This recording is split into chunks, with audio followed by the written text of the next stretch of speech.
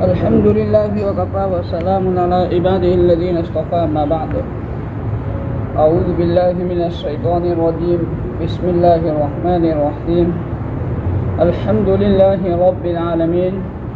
ترجمہ: تمام تعریف اللہ کے لیے جو تمام جہاں کا پالنہار ہے، الرحمن الرحیم جو بڑا مہربان نہایت رحم کرنے والا ہے، مالک یوم الدین جو بدلے کے دن کا مالک ہے، ایاک نعبد و ایاک نستعین ہم تیری ہی عبادت کرتے ہیں اور تجھ ہی سے مدد طلب کرتے ہیں، اہدنا الصراط المستقیم تو ہمیں سیدھا راستہ دکھا یا تو ہمیں سیدھے راستے تک پہنچا دے، صراط الذین انعمت علیہم راستہ ان لوگوں کا جن پر تو نے انعام کیا، غیر المغضوب علیہم ولا الضالین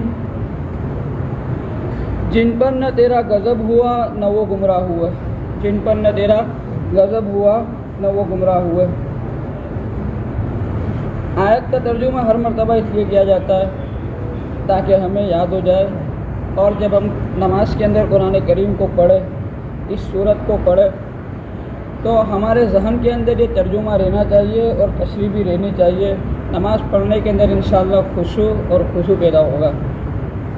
اچھا، اللہ تبارک و تعالیٰ فرما رہے ہیں صراط الذین انعمت علیہم راستہ ان لوگوں کا جن پر تو نے یا آپ نے انعام کیا، جن پر آپ نے انعام کیا۔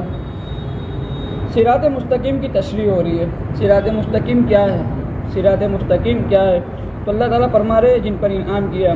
دوسری جگہ اللہ تبارک و تعالیٰ فرما رہے کہ اللہ تعالیٰ نے انعام کن لوگوں پر کیا، وَمَن يُطِعِ اللَّهَ وَالرَّسُولَ فَأُولَٰئِكَ مَعَ الَّذِينَ أَنْعَمَ اللَّهُ عَلَيْهِم مِّنَ النَّبِيِّينَ وَالصِّدِّيقِينَ وَالشُّهَدَاءِ وَالصَّالِحِينَ۔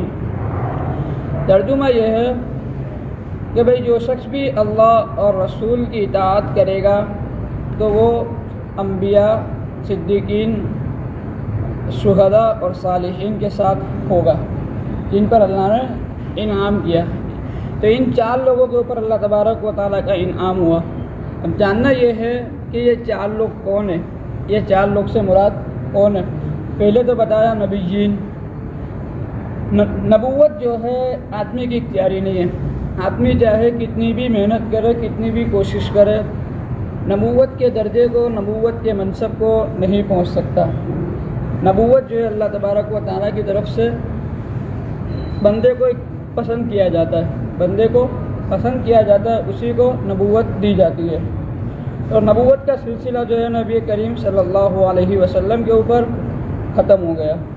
دوسرا ہے صدیقین۔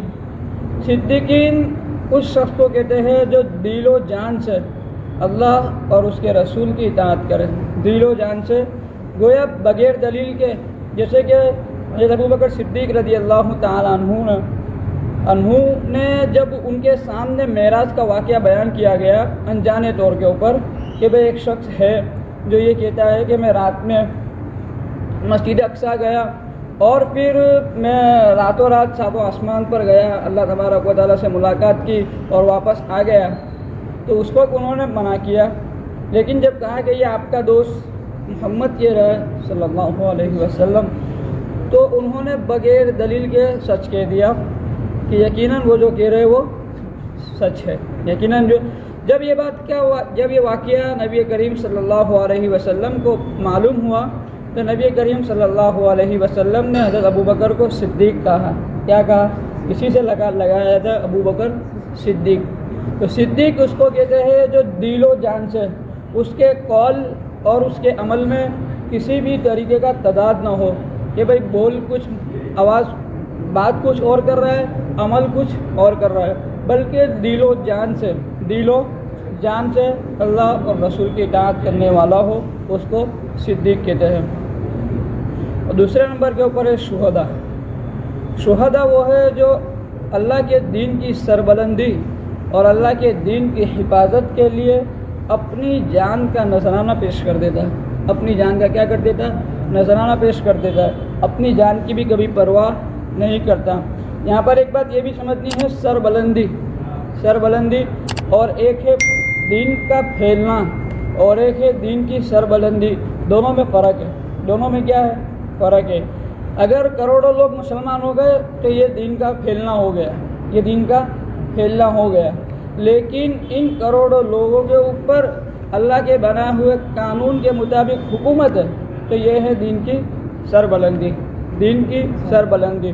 تو شہید جو ہوتا ہے وہ اللہ تبارک و تعالیٰ کے قانون کو، اللہ تبارک و تعالیٰ کے دین کی سربلندی کے لیے اپنی جان کا نذرانہ پیش کرتا ہے اور اپنے خون کے قطرے قطرے سے کہتا ہے لا الہ الا اللہ، لا الہ الا اللہ. دوسرا کون ہے بھائی؟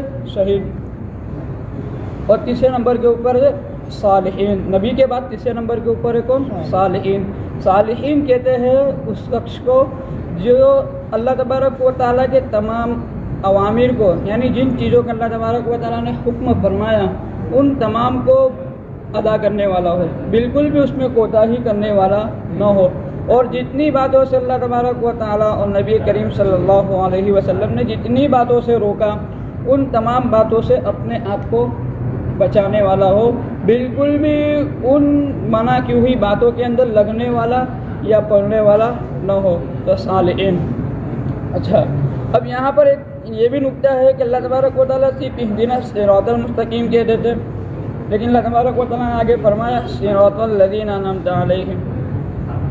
یہاں سے یہ بات ثابت ہوئی کہ بھائی اللہ تبارک و تعالیٰ نے جب بھی کتاب نازل کی، جب بھی کوئی بھی کتاب نازل کی تو کتابوں کے ساتھ اللہ تبارک و تعالیٰ نے نبیوں کو اتارا. بغیر نبی کے کتاب نہیں آئی، لیکن بغیر کتاب کے نبی آئے، بغیر کتاب کے نبی آئے. تو آج بہت سے لوگ ہوتے ہیں بھائی یہ کہتے ہیں کہ بھائی آج تو قرآن کریم کے بہت سارے ترجمے موجود ہیں، قرآن کریم کی بہت ساری تفسیر موجود ہے، ہم ان کو پڑھ لیں گے، ان کو سمجھ لیں گے اور اس کے اوپر عمل کر لیں گے.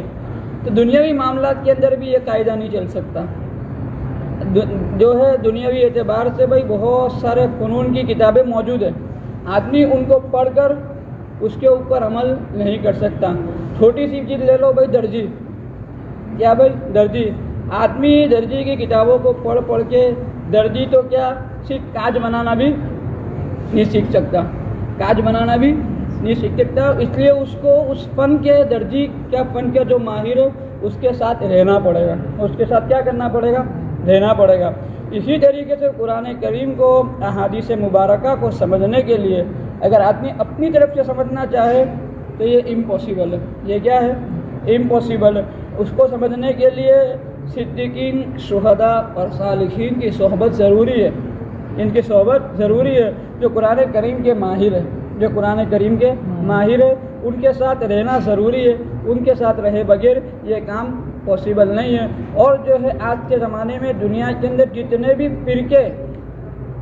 بھی فرقے نمودار ہوئے ہیں ان فرقوں کی وجہ ایک ہی ہے، یا تو انہوں نے صرف قرآن کریم کو لے لیا یا پھر صرف اور صرف مشائخ کو لے لیا. مشائخ یعنی اکابرین کو لے لیا. کیا بھائی؟ صرف اکابرین کو لے لیا.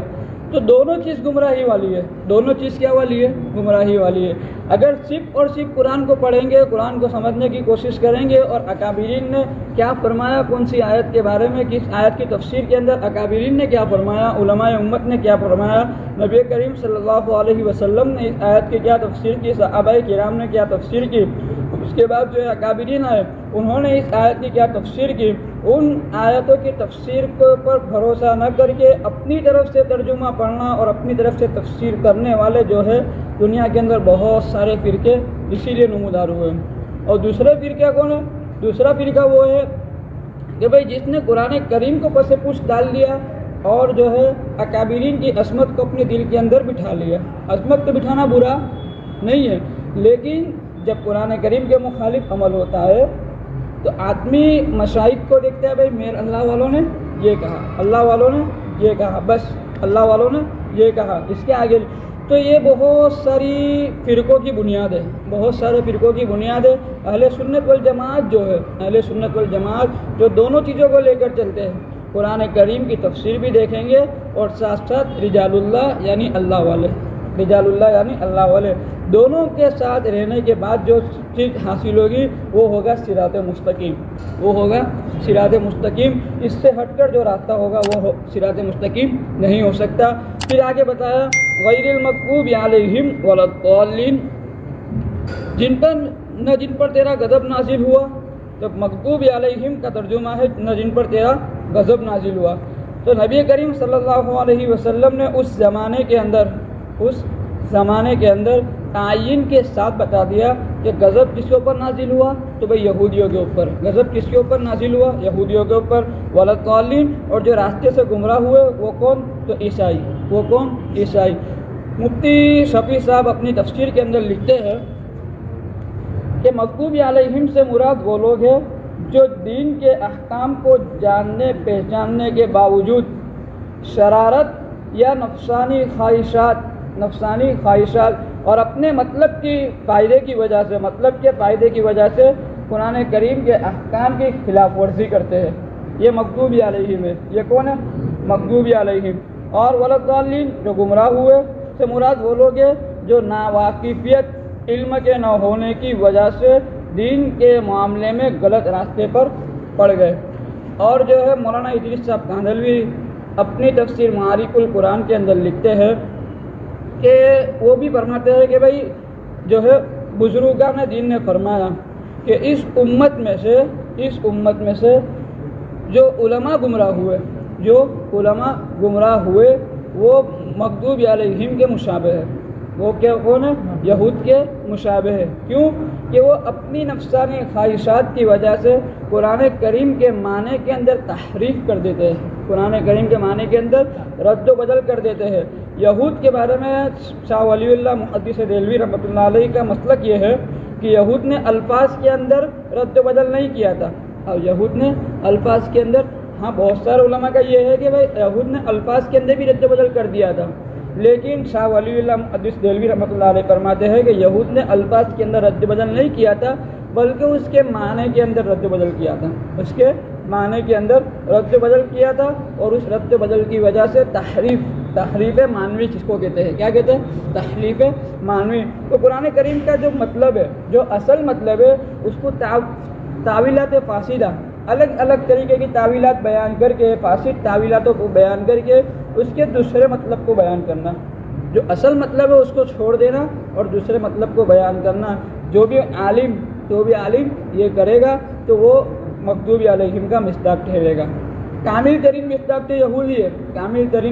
تو یہودی ہے، لیکن ان کے نقش قدم کے اوپر یہ بھی چل رہا ہے۔ اور جو ہے ولضالین، اور دوسرا ہے یہود کے اندر کتمان حق بات کا چھپا دینا۔ زمانے کے اعتبار سے جو چیزیں بتانا ضروری ہے لوگوں کو بتانا ضروری ہے، وہ کسی اپنی ضرورت کی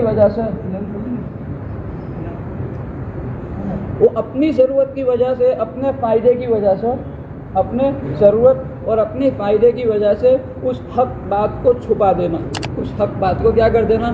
چھپا دینا۔ یہ بھی یہودیوں کا طریقہ ہے، تو مولانا ادریس صاحب فرماتے ہیں، مولانا ادریس صاحب کاندھلوی رحمۃ اللہ علیہ فرماتے ہیں کہ جس نے بھی اس طریقے کا راستہ اختیار کیا، ان طریقوں کا اوپر جو بھی چلا، وہ یہود کے مشابہ ہے۔ اور جو ہے اس امت کے عباد اور زہاد یعنی عابدین، بہت زیادہ عبادت کرنے والے کو عابد کہتے ہیں، اور بہت زیادہ دنیا سے بے رغبتی کرنے والے کو زاہد کہتے ہیں۔ زہاد جمع ہے اس کی، کہ بھائی زہاد اور عباد، ان میں سے جو بگڑا وہ عیسائیوں کے نقش قدم کے اوپر چلا، ان میں سے جو بگڑا وہ، کیونکہ اس نے شریعت غرا اور سنت بیضا کو چھوڑ کر، شریعت کو اور سنت کو چھوڑ کر اپنے نفس کی خواہشات کے اوپر چلا ہوا، اپنے نفس کی خواہشات کے اوپر چلا، تو یہ بھی ہو گیا کیا؟ یہ بھی کیا ہو گیا؟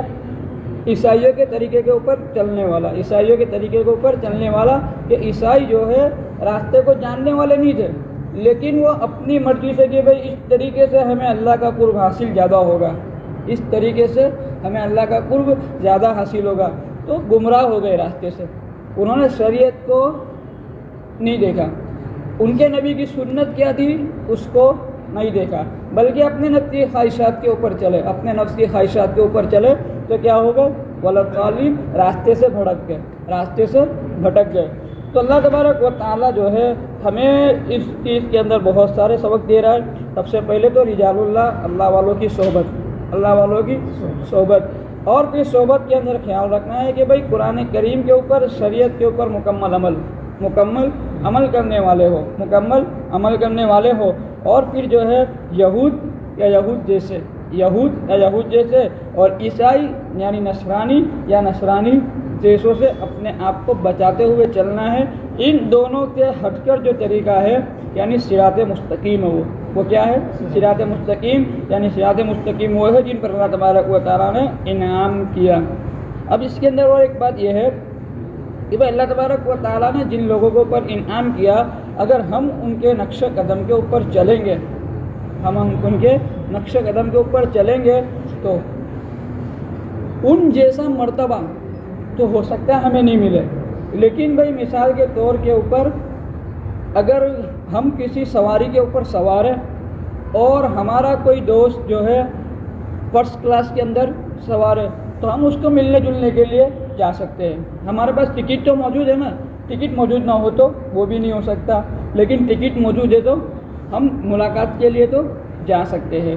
اسی طریقے سے جو اللہ تبارک و تعالیٰ کی فرما برداری کرے گا، رسول اللہ صلی اللہ علیہ وسلم کے طریقوں کے مطابق اپنی زندگی کو گزارے گا، تو جنت کے اندر بھی ان نبیین، صدیقین، شہداء اور صالحین کے ساتھ ملاقات کا موقع رہے گا۔ ملاقات کا موقع آدمی آؤ جاؤ کر سکے گا، آنا جانا کر سکے گا۔ تو اللہ تبارک و تعالیٰ سورہ فاتحہ کو سمجھنے کی اور اس کے اوپر عمل کرنے کی توفیق عطا فرمائے۔ خاص تو ہے سمجھنا اور اس کے اوپر عمل کرنا۔ اللہ تعالیٰ ہمیں خاص طور کے اوپر عمل کرنے کی توفیق عطا فرمائے، اور جو کچھ بھی کوتاہی ہو اللہ تعالیٰ ہمیں معاف فرمائے۔ دعا پڑھ لو۔ سبحان اللہ و بحمدہ، سبحانک اللہم و بحمدک، ونشہد ان لا الہ الا انت، نستغفرک و نتوب الیک۔ سبحان ربک رب العزۃ عما یصفون، وسلام